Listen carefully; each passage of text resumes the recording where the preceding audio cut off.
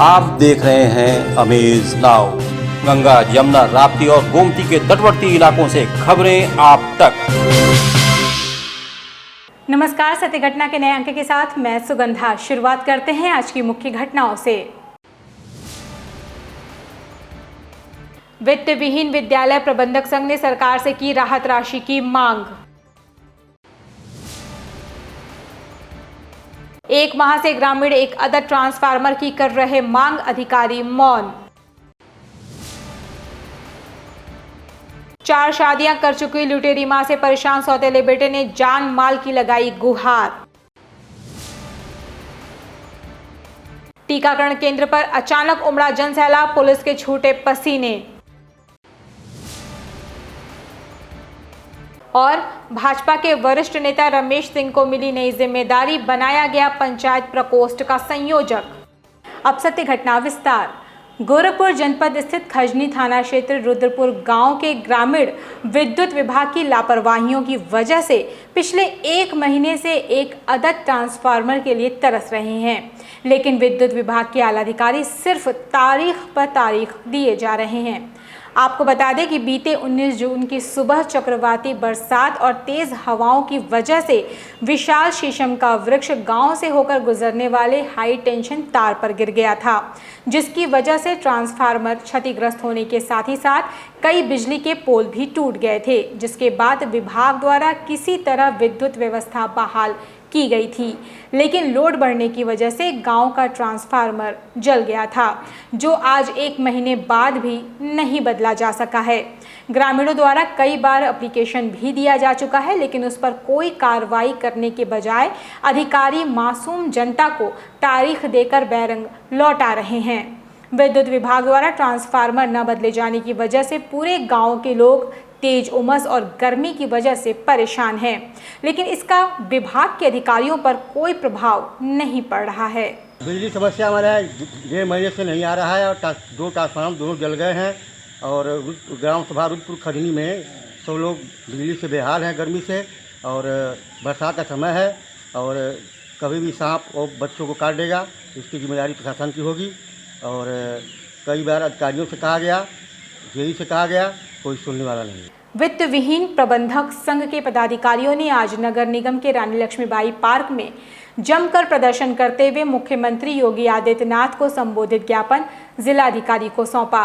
प्रदर्शन कर रहे प्रबंधकों का कहना है कि कोरोना काल में विद्यालय बंद होने की वजह से वे आर्थिक और मानसिक संकटों से जूझ रहे हैं, इसलिए उन्हें विद्यालय खोलने का आदेश दिया जाए ताकि हम और हमारा परिवार एक बार फिर आर्थिक संकट से उबर सके। और अगर विद्यालय नहीं खुले तो शासन द्वारा हमें सम्मानित राहत राशि दिया जाए, जिससे हम अपने परिवार का जीविकोपार्जन कर सकें। मीडिया से बात करते हुए वित्त विहीन प्रबंधक संघ के प्रदेश महासचिव बाबूराम पांडे ने बताया कि विद्यालय बंद होने की वजह से हमारा परिवार भूखमरी के कागार पर पहुंच चुका है। हम लोगों का पहला मांग है कि विद्यालय खोला जाए। दूसरी मांग है कि हम लोगों के जो देहात एरिया है, देहात में 80% विद्यालय पढ़ते हैं, जिसमें ऑनलाइन पढ़ाई नहीं हो पाती है, जिसमें प्रबंधक, शिक्षक और जो भी कर्मचारी हैं वो भूखमरी के कगार पर हैं। तीसरा हमारा पॉइंट है, या तो जितने गाड़ी की किस्त है उसको माफ़ किया जाए, गाड़ी और बिजली बिल को जितने माफ़ किया जाए, गाड़ी खींची जा रही है। हमारा तीसरा पॉइंट ये है कि हमें कि या तो विद्यालय खोला जाए या तो जितने प्रबंधक, शिक्षक, कर्मचारी हमारे हैं उनको अनुदान दिया जाए, एक सम्मानित राहत को जो कोविड-19 की तरह सम्मानित राशि दिया जाए, नहीं तो हम लोग भूखमरी के कगार पर आ चुके हैं।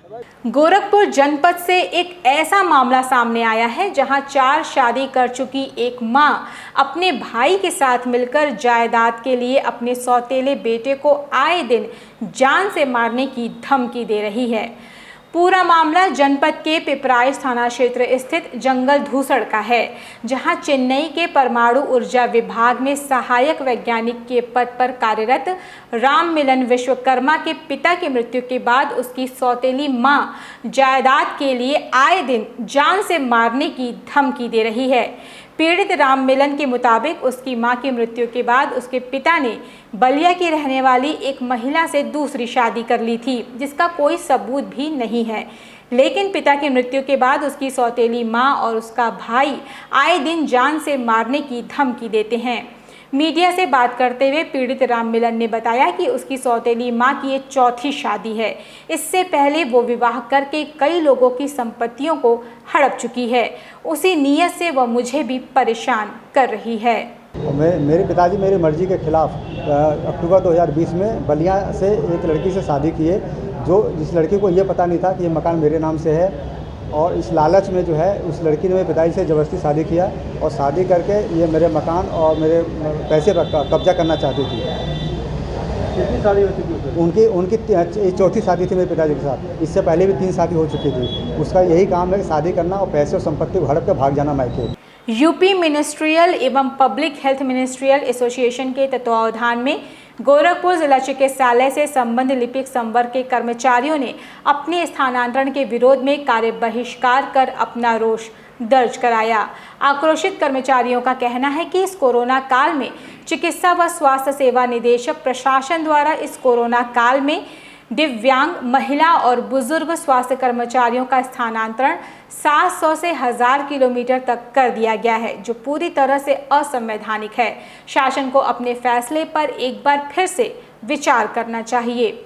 एसोसिएशन के जिला मंत्री उपेंद्र मणि त्रिपाठी ने मीडिया से बात करते हुए कहा कि शासन को अपने फैसले पर एक बार फिर सोचना चाहिए, नहीं तो शीर्ष नेतृत्व के फैसले के अनुसार उनका आंदोलन और तेज होगा। आज हम लोगों ने अपने कार्यालयों से कार्य से विरत रहने का फैसला किया है।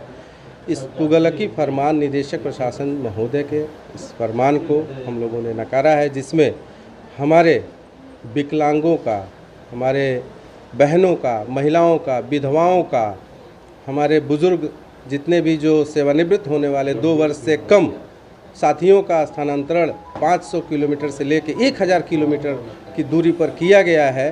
यह इस कोरोना काल में, जिसमें हम कर्मचारियों को किसी गैर जनपद में जाके बड़े ही दुरूह स्थिति का सामना करना पड़ेगा।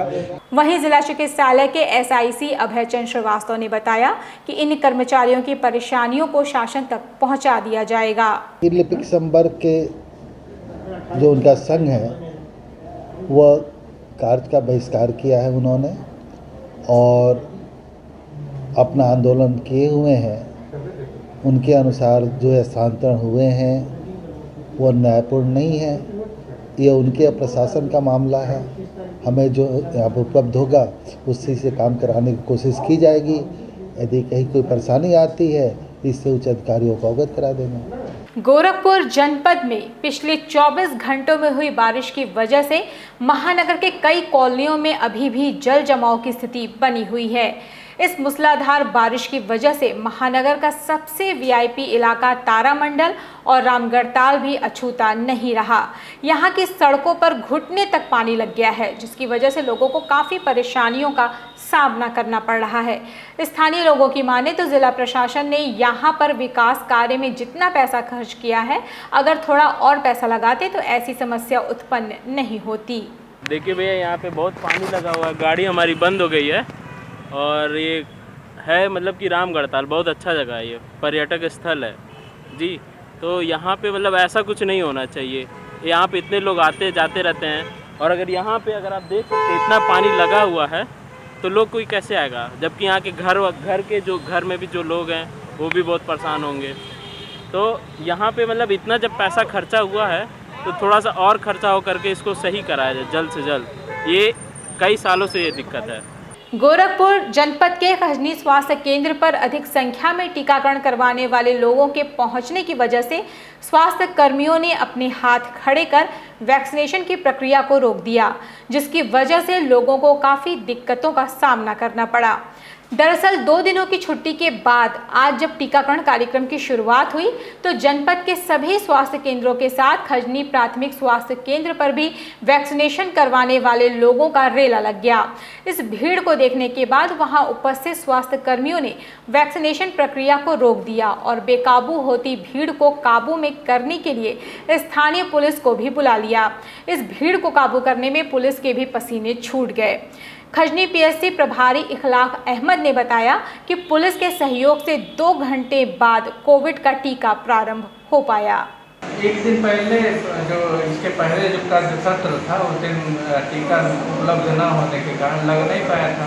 तो आज जो सोमवार पड़ा है हफ्ते का पहला दिन, तो आज के दिन काफ़ी भीड़ इकट्ठा हो गई है। पूरी भीड़ एकदम से बूथ पे सब लोग एक जगह एकत्र होने की वजह से कार्य करने में असुविधा हुई, जिसके लिए पूरे बल बुलाना पड़ा और उसके बाद व्यवस्था सुचारू रूप से फिर चालू हो गई।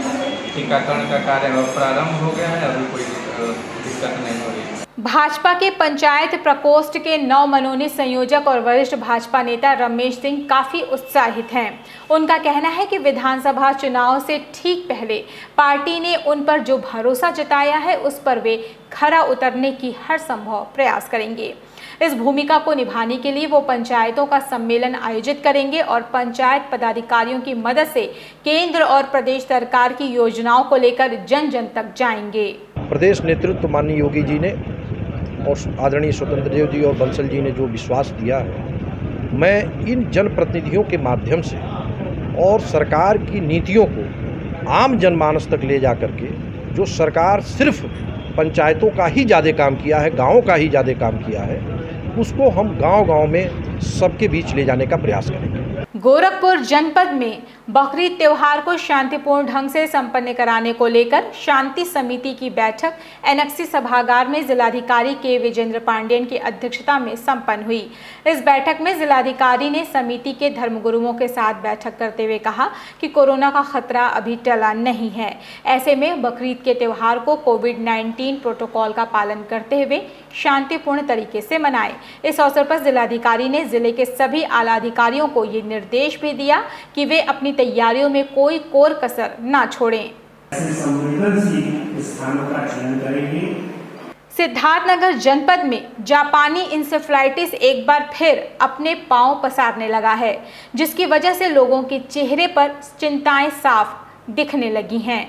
आपको बता दें कि सिद्धार्थनगर जनपद के जिला अस्पताल स्थित पीडियाट्रिक वार्ड में कुल 10 मरीज भर्ती हैं, जिनमें एक बच्चा वेंटिलेटर पर है, वहीं अन्य बच्चों का इलाज जारी है। इस मामले में प्रभारी डॉक्टर शैलेंद्र का कहना है कि जिला अस्पताल में सारी सुविधाएं मौजूद हैं और इंसेफ्लाइटिस का सीजन चल रहा है, जिसके कारण अब मरीजों की संख्या में इजाफा होने लगा है।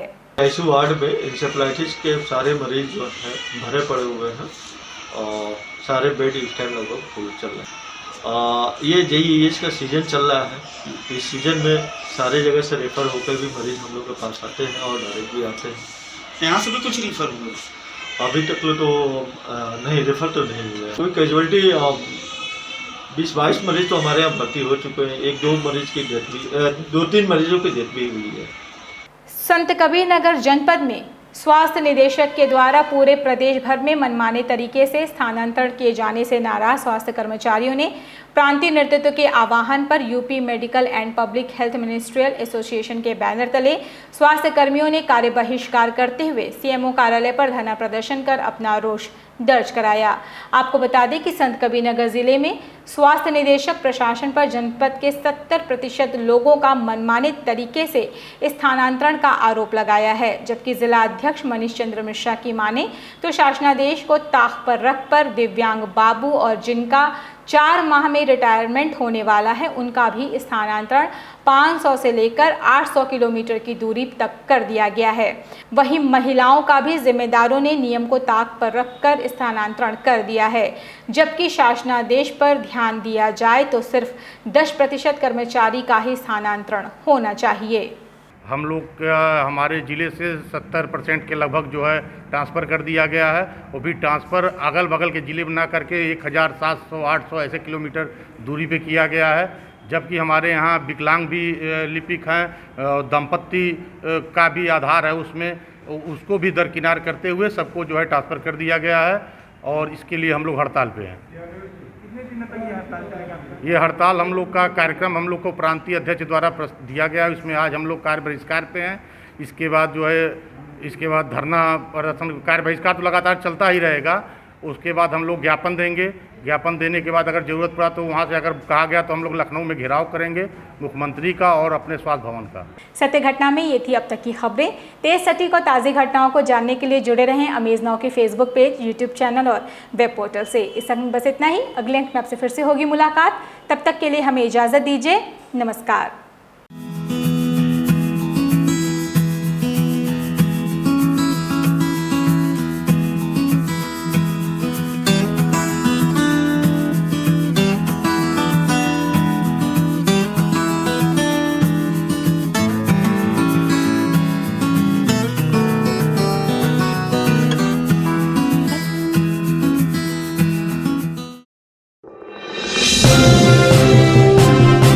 आप देख रहे हैं अमेज नाउ। गंगा, यमुना, राप्ती और गोमती के तटवर्ती इलाकों से खबरें आप तक।